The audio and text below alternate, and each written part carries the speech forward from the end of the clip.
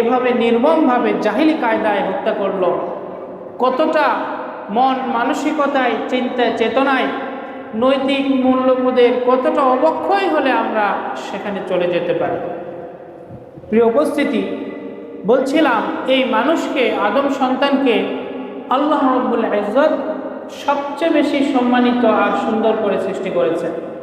কোরআনে আল্লাহ বলেন বনী ইসরাঈলের ৭০ নম্বর আয়াতে, ওয়ালাকাদ কাররামনা বনী আদম ওয়া হামালনাহুম ফিল বাররি ওয়াল বাহরি ওয়া রাযাকনাহুম মিনাত তাইয়্যিবাতি ওয়া ফাদ্দালনাহুম আলা কাসীরিম মিম্মান খালাকনা তাফদীলা। আল্লাহ রাব্বুল আলামিন বলছেন, ওয়ালাকাদ কাররামনা বনী আদম, আমি বনী আদমকে, আদম সন্তানকে সম্মানিত করেছি। কিভাবে, তার একটা ন্যারেশন বর্ণনা দিচ্ছেন। ওয়া হামালনাহুম ফিল বাররি ওয়াল বাহরি, জলে এবং স্থলে আমি তাকে বহন করার, চলাচল করার ক্ষমতা দিয়েছি। ওয়া রাযাকনাহুম মিনাত তাইয়্যিবাত, এবং আমি তাকে উত্তম রিজিক, খাওয়া পানাহারের সক্ষমতা দিয়েছি।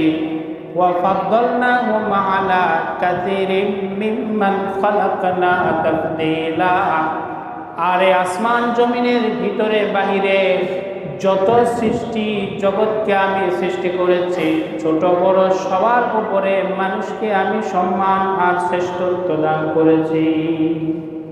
সুবহানাল্লাহ। আমি, আপনি, আল্লাহ বলছেন যে আমি শ্রেষ্ঠত্ব দিয়েছি। আবার সূরা ৩, যেটা আমরা প্রায় নামাজে পড়ে থাকি, ছোট্ট একটা সূরা, লাকাদ খালাকনাল ইনসানা ফি আহসানি তাকওয়িম। এই আয়াতে আল্লাহ বললেন, আর নিশ্চয় আমি মানুষকে সৃষ্টি করেছি সর্বোত্তম গঠনে, শেপ দিয়ে, আকৃতি দিয়ে। এই পৃথিবীতে আল্লাহর যত সৃষ্টি আছে, সব সৃষ্টির মধ্যে মানুষের আকৃতি, গঠন, শেপ, এটা সবচেয়ে সুন্দর। কালো হোক, বেটে হোক, যেমনই হোক, অন্য সমস্ত সৃষ্টির চাইতে সুন্দর। দুটো আয়াত থেকে আমরা যা বুঝলাম, আল্লাহ মানুষকে সুন্দর করে বানিয়েছেন, শ্রেষ্ঠত্ব দিয়েছেন সমস্ত সৃষ্টিকুলের উপরে। প্রিয় উপস্থিতি, আর এই মানব জগতের মধ্যে মানুষের এই শ্রেষ্ঠত্ব ধরে রাখার জন্য হত্যা, কতলকে তিনি আকবরুল কাবায়ের, কবিরা গুনাহ হিসেবে নির্ধারিত করেছেন। কোরআন হাদিসের বিভিন্ন জায়গায়, অসংখ্য জায়গায় এই কথার বর্ণনা এসেছে যে মানুষ হত্যা এটা মহাপাপ। এটা আমরা বিভিন্ন বই পুস্তকেও পড়েছি। পৃথিবীর সবচাইতে বড় গুনার প্রথম তালিকার সর্বপ্রথম যেটা থাকে সেটা হচ্ছে আল্লাহর সাথে শিরিক করা। সেই তালিকায় আল্লাহ হত্যাকে রেখেছে। কোরআনুল কারীমের এই বনী ইসরাঈলেরই 151 নম্বর আয়াতে আল্লাহ কথাটাকে এইভাবে বলছে। চলুন আগে আল্লাহর কথাগুলো শুনে আসি। আল্লাহ এই আয়াতে বলছেন, কুল তাআলাউ আতলু মা হাররামা রাব্বুকুম আলাইকুম আল্লা তুশরিকু বিহি শাইআন ওয়া বিল ওয়ালিদাইনি ইহসানা ওয়া লা তাকতুলু আওলাদাকুম মিন ইমলাক নাহনু নারযুকুকুম ওয়া ইয়্যাহুম ওয়া লা তাকরাবুল ফাওয়াহিশা মা যাহারা মিনহা ওয়া মা বাতনা ওয়া লা তাকতুলুন নাফসাল্লাতী হাররামাল্লাহু ইল্লা বিল হাক্কি যালিকুম ওয়াসাকুম বিহি লাআল্লাকুম তাকিলুন। এই আয়াতে আল্লাহ রাব্বুল আলামিন বলছেন, হে নবী, তাআলাও, আপনি দুনিয়ার মানব সকলকে ডাক দিন, আতলু মা হাররামা রাব্বুকুম, এবং তাদেরকে তেলাওয়াত করে শোনান, তাদেরকে বর্ণনা করুন, শুনিয়ে দেন, মা হাররামা রাব্বুকুম, আপনার রব যা যা হারাম করেছে। তিনি বলেন, আল্লা তুশরিকু বিহি শাইআ, আল্লাহর সাথে কাউকে শরীক করো না, ওয়া বিল ওয়ালিদাইনি ইহসানা, আর পিতামাতার সাথে সৎ ব্যবহার করো, ওয়া লা তাকতুলু আওলাদাকুম মিন ইমলাক, আর সংকীর্ণতা, রিজিকের সংকীর্ণতা, দারিদ্রতার ভয়ে সন্তানকে হত্যা করো না। নাহনু নারযুকুকুম ওয়া ইয়্যাহুম, তোমাদেরকে আমি রব যেভাবে তোমাদের রিজিক দেই, তোমাদের সন্তান সন্ততিদেরকেও আমি সেভাবেই রিজিক দেব। ওয়ালা তাকরাবুল ফাওয়াহিশা মা যাহারা মিনহা ওয়া মা বাতানা, আর প্রকাশ্যে এবং অপ্রকাশ্যে, প্রত্যক্ষ এবং পরোক্ষ, দেখা যায় এবং দেখা যায় না, এই উভয় শ্রেণীর বেলেল্লাপনা আর অশ্লীলতা থেকে তোমরা দূরে থাকো। ওয়ালা তাকতুলুন নাফসাল্লাতী হারামাল্লাহু ইল্লা বিল হাক্কি, আর কোনো জানকে, কোনো জীবনকে অন্যায়ভাবে হত্যা করো না। ইল্লা বিল হাক্কি, তবে যদি তার কোনো সঠিক কারণ থাকে।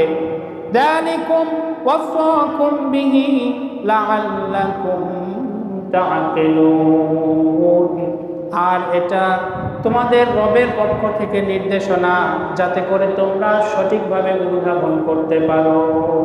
প্রিয় উপস্থিতি, এই আয়াতের মধ্যে আল্লাহ রাব্বুল ইজ্জত 5টি নির্দেশনা দিয়েছেন। শুরু করেছেন আল্লাহর সাথে শিরিক দিয়ে, শেষ করেছেন হত্যা দিয়ে।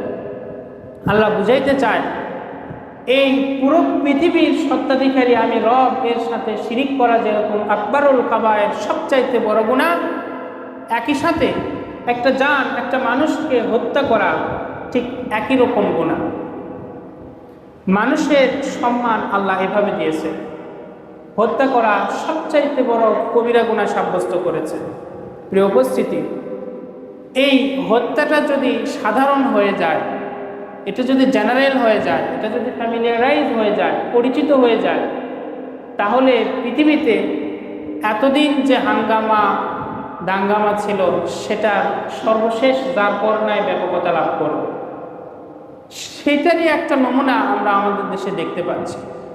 যুদ্ধের ময়দানে, আন্দোলনে যে হত্যাগুলো হয়, সেগুলোর তো একটা প্রেক্ষাপট আছে, কিন্তু ঠান্ডা মাথায় একজন মানুষকে তার কর্মস্থল থেকে টেনে হিঁচড়ে ধরে নিয়ে এসে প্রকাশ্যে শহরের রাস্তায় মানুষের সামনে জাহিলি কায়দায় বর্বরচিতভাবে হত্যা করা এবং আশপাশের মানুষের সেটা চুপচাপ সহ্য করে যাওয়া, দেখা, এটা কত বড় নির্মম, কত বড় ধ্বংস মানুষের মানবিকতার হলে নিম্ন পর্যায়ে পৌঁছে গেলে এটা হয়, এটা আপনার চিন্তার বিষয়।